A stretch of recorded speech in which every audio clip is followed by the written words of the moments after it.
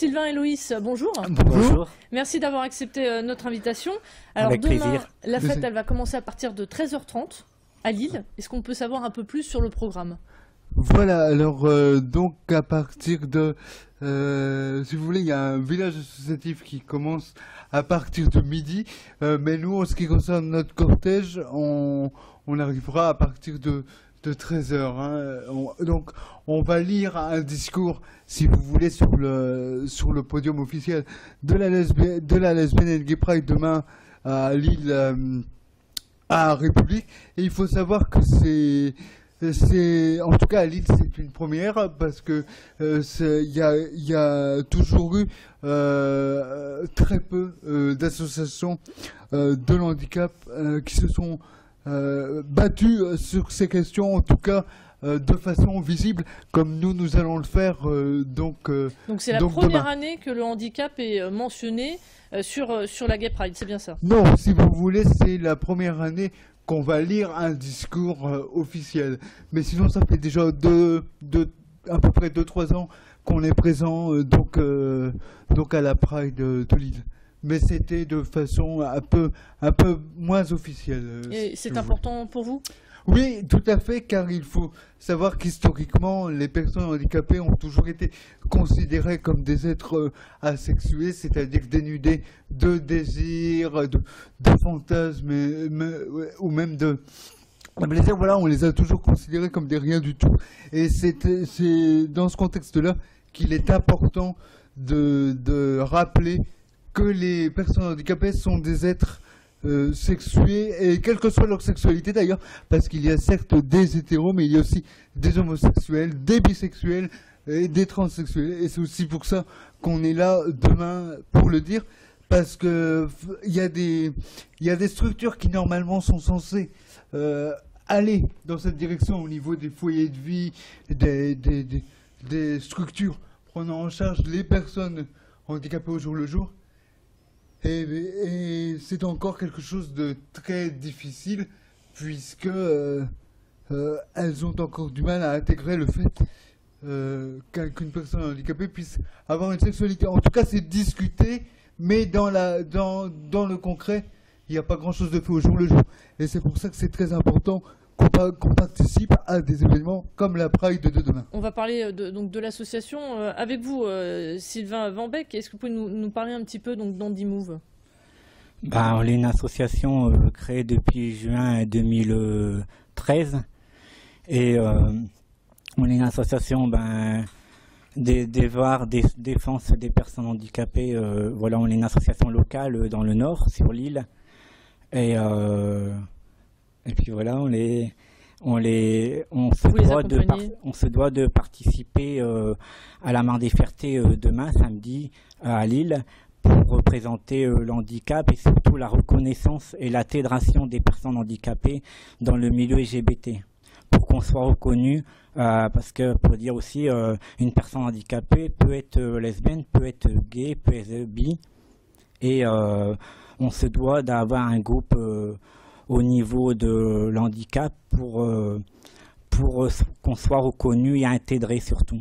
Aujourd'hui, donc en 2014, est-ce que vous voyez encore de la discrimination vis-à-vis des homosexuels, vis-à-vis des handicapés?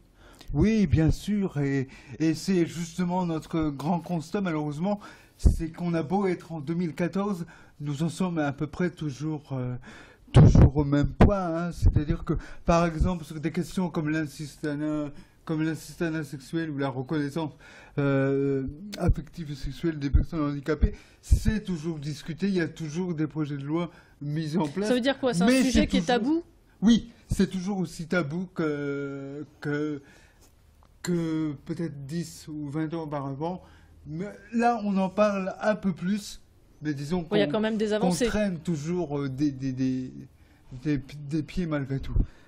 Voilà, et c'est pour ça aussi que le cortège de demain est très important au niveau de la visibilité. Il faut vraiment que les personnes handicapées sortent du placard, comme on dit. Je vous en prie, Sylvain. Justement, l'handiphobie, il y en a moins, mais on l'entend parler moins. Mais depuis quelque temps, on commence à en parler au niveau des médias. Mais il y en a autant, c'est parce que c'est un peu plus distrait, un peu plus tabou dans le milieu institut ou dans le milieu de la société en France. Et c'est pour ça qu'on veut surtout intégrer le milieu, qu'on veut être présent pour éviter l'handiphobie, parce on n'en parle pas beaucoup, mais il y en a autant, et on est une des seuls mouvements handicap de France sur l'île à réaliser ce genre de choses, parce que même à Paris, dans la France, même à la Mare des Fertés de Paris, il n'y a pas vraiment de collectivité qui se mobilisent pour faire comme nous. Et, ça fait de l'île une exception? Oui, on est un des seuls mouvements de France à faire autant comme pour demain, avec intégré dans la brochure officielle. Notre association, on l'est cette année dans la brochure officielle, qu'on n'était pas l'année dernière. On est sur le podium pour faire un discours que l'année dernière on l'avait pas. Alors d'année en année, on s'améliore et on sollicite nos partenaires et nos collecteurs de France au niveau des LGBT de faire pareil dans les autres grandes villes de France pour débloquer tout ça, et que le milieu handiphobie soit de moins en moins vu comme voilà. Alors, est-ce que vous attendez beaucoup de monde pour demain? Écoutez, a priori, au départ, on serait une petite quinzaine de personnes, mais donc de l'association. Alors, il y a des gens de l'association, mais il y a aussi des gens qui viennent soutenir l'association, même s'ils ne sont pas handicapés eux-mêmes. Voilà.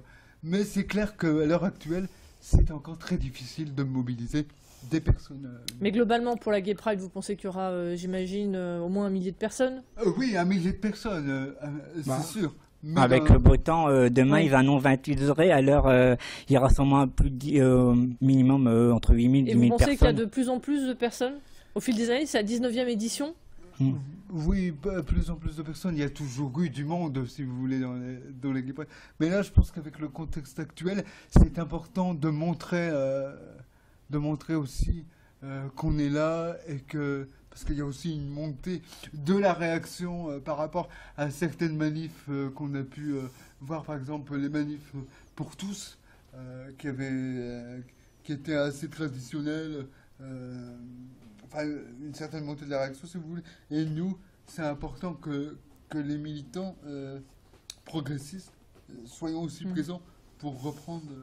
Alors on va reparler de Lille, parce que Lille a été placée 6e dans un sondage têtu parmi les villes gay friendly. Est-ce que vous en avez entendu parler, et qu'en pensez-vous? C'est bien, j'imagine? Bien, oui. Si on pourrait être encore plus haut, qu'on pourrait être dans les premiers, ça serait encore mieux. Mais je trouve pas mal, mais voilà, en espérant qu'on grimpe au fil des années, et puis parce que Lille, il y a quand même un grand mouvement, et par rapport à d'autres villes de France, il y a aussi, comme dans la brochure officielle, une semaine culturelle qu'il n'y a pas dans d'autres régions. Il y a des ateliers, il y a plusieurs choses organisées au niveau de l'AGP. Il n'y a pas que la marche le jour J, il y a tout un programme, il y a une grosse brochure, il y a un gros travail au niveau de la communication. Voilà. Merci beaucoup Sylvain Vanbeck et Loïs Crépy d'être venus sur le plateau de Grand Lille TV. On rappelle quand même que la Gay Pride, la 19e édition, se déroulera demain au départ de Lille, 13h30. C'est ainsi que s'achève cette édition spéciale. À suivre, une nouvelle édition consacrée à l'actualité à 17h45.